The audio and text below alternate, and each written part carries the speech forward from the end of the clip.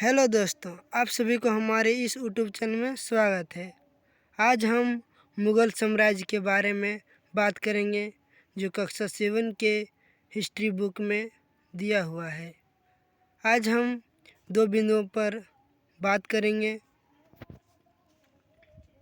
मुग़ल कौन थे और मुग़ल सैन्य अभियान, ये दोनों चीज़ों के बारे में आज हम बात करेंगे। आइए समझ लेते हैं मुग़ल साम्राज्य था क्या। ठीक है, वीडियो मज़ा आए तो लाइक कर देना। ठीक है, आइए चलते हैं। मध्यकाल में किसी भी शासक के लिए भारतीय उपमहाद्वीप जैसे बड़े क्षेत्रों पर, जहां लोगों एवं संस्कृतियों में इतनी अधिक विविधताएं हो, शासन कर पाना अत्यंत ही कठिन कार्य था। इतने बड़े देश में और अलग अलग धार्मिक के लोग, अधिक विविधताएं, ये लोग को शासन कर पाना कठिन कार्य था। अपने पूर्ववर्तियों के विपरीत मुगलों ने एक साम्राज्य की स्थापना की और वह कार्य पूरा किया जो अब तक केवल छोटे अवधियों के लिए ही संभव जान पड़ता था। 16वीं सदी के उत्तरार्ध से इन्होंने दिल्ली और आगरा से अपने राज्य का विस्तार शुरू किया और 17वीं शताब्दी में लगभग संपूर्ण महाद्वीप पर अधिकार प्राप्त कर लिया। उन्होंने प्रशासन के ढांचे तथा शासन संबंधी जो विचार लागू किए शासन के लिए, वे उन्होंने राज्य के पतन के बाद भी टिके रहे। यह एक ऐसी राजनीतिक धरोहर थी जिसके प्रभाव से उपमहाद्वीप में उनके पश्चात आने वाले शासक अपने को अछूता न रख सके। आज भारत के प्रधानमंत्री स्वतंत्रता दिवस पर मुगल शासकों के नींव स्थान दिल्ली के लाल किले की प्राचीर से राष्ट्र को संबोधित करते हैं। ठीक है, ये है लाल किला। आप लोग जानते होंगे, देखे होंगे, बहुत लोग गए हैं। ये है लाल किला। ठीक है, यहाँ पर झंडा फहराया जाता है।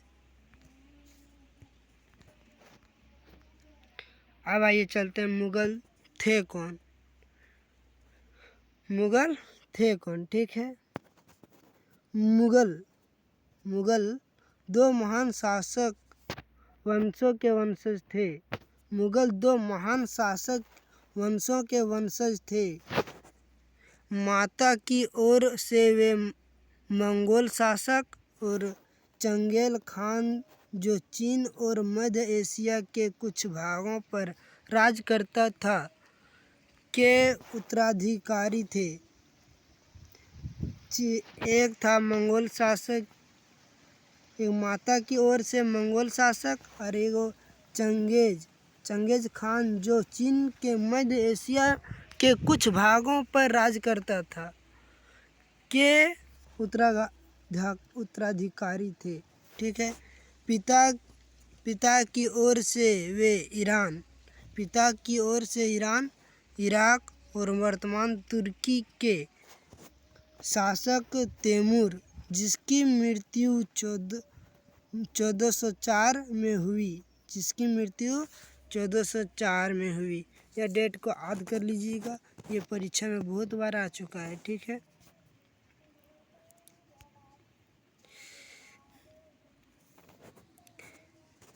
तैमूर के वंशज थे। ठीक है, परंतु मुगल अपने को मुगल या मंगोल कहलवाना पसंद नहीं करते थे।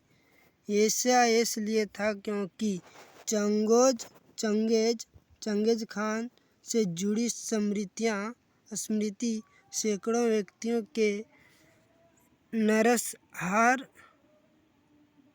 नरसंहार से संबंधित थी। यह स्मृतियाँ मुगलों के प्रतियोगियों उज़्बेकों से भी संबंधित थी। दूसरी तरफ मुगल तैमूर के वंशज होने पर गर्व या अनुभव करते थे, ज़्यादा इसलिए क्योंकि उसके इस महान पूर्वज ने 1398 में दिल्ली पर कब्जा कर लिया था। जो चित्र में देखिए, चित्र में दिखाते हैं।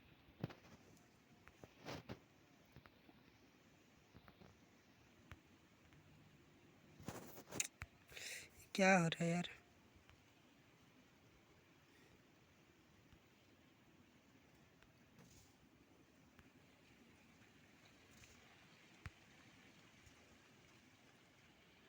ये हो क्या रहा है?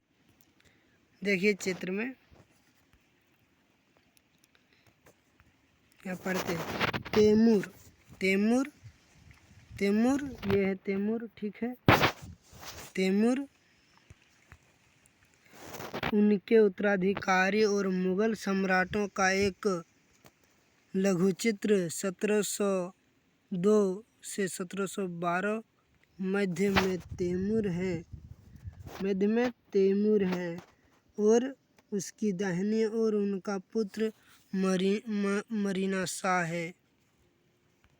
उसके दाहिने ओर मरीना शाह है। ये देखिए इसका पुत्र मरीना शाह,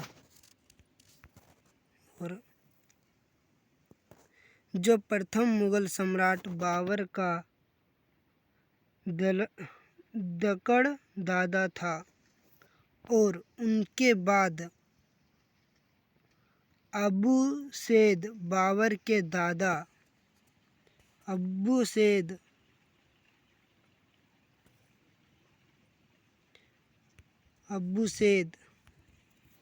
ये है उसके दादा। कौन है इसके दादा? अबू सैद। देखिए तैमूर की बाईं ओर सुल्तान मोहम्मद मिर्ज़ा बाबर के परदादा,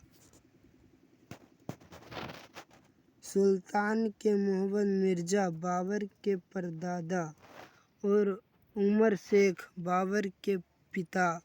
उमर शेख बाबर का पिता कौन थे? उमर शेख है। तैमूर की दाहिनी और तीसरे, चौथे और पांचवें व्यक्ति मुगल सम्राट बाबर, अकबर और शाहजहां हैं, और उनकी दाईं और उनकी कर्म से हुमायूं, जहांगीर, औरंगजेब हैं। ठीक है, ये सब है।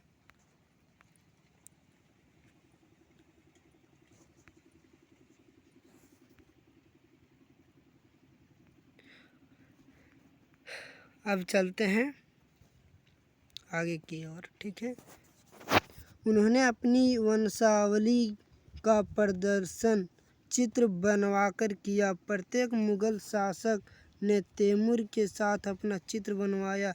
चित्र 1 को देखिए, जो तैमूर और मुगलों की समूह में तस्वीर प्रस्तुत है।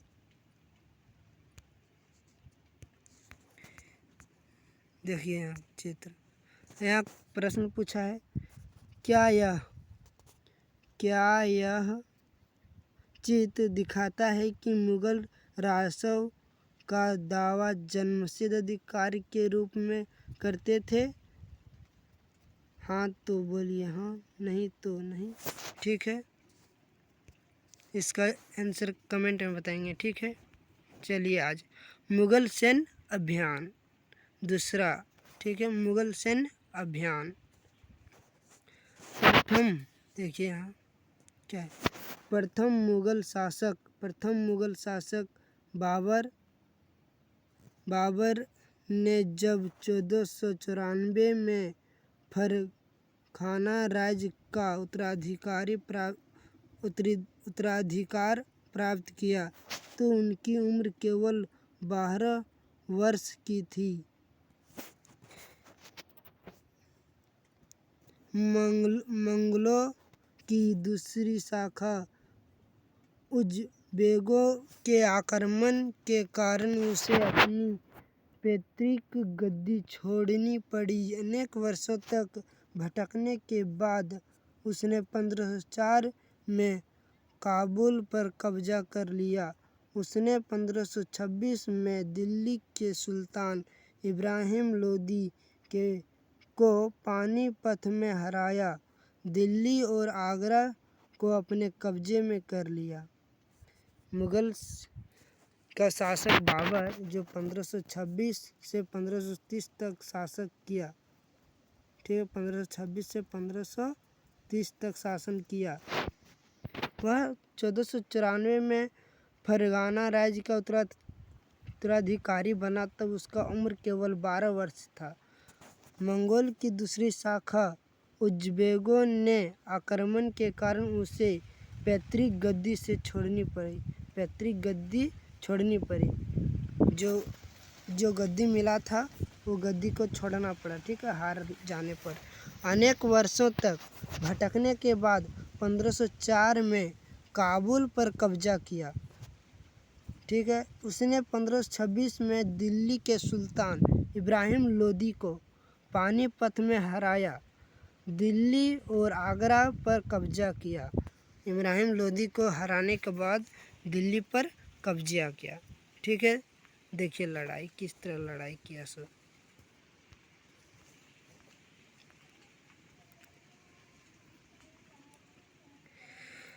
तालिका 1 में मुगलों के प्रमुख सैन्य अभियानों को दिखाया गया है। इसे ध्यान से पढ़िए।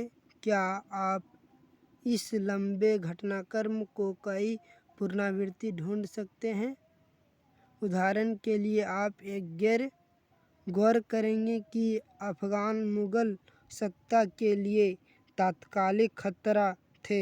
मुगल और अहोम अध्याय 7, सिखों अध्याय 8 और 10 एवं मेवाड़ और मरवाड़ अध्याय 9 से संबंधों पर भी गौर करें।